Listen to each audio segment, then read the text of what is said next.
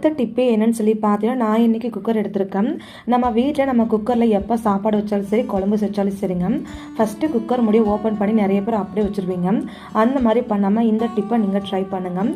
நான் பாருங்கள், சாப்பாடு வச்ச உடனே மூடி ஓப்பன் பண்ணிக்கிட்டேன். அந்த கேஸ் கட்டை நம்ம ரிமூவ் பண்ணிக்கலாங்க.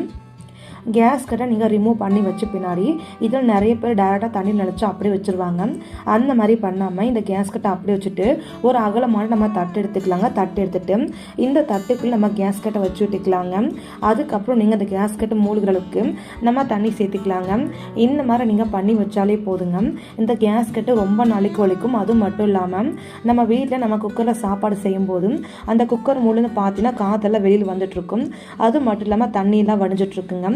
அந்த மாதிரி பிரச்சனை எதுவுமே வராமல் இருக்குங்க. இந்த டிப்பை நீங்கள் ஃபாலோ பண்ணும்போது முக்கியமாக நீங்கள் சாப்பாடு செஞ்சு முடிச்சதுக்கப்புறமும் சாப்பாடு செய்யறதுக்கு முன்னாடி ஒரு 10 நிமிஷம் போல் இது போல் நீங்கள் தண்ணி உரைச்சி யூஸ் பண்ணிங்கன்னா குக்கர் கேஸ்கட் லைஃப் ரொம்ப நாளைக்கு வரும்.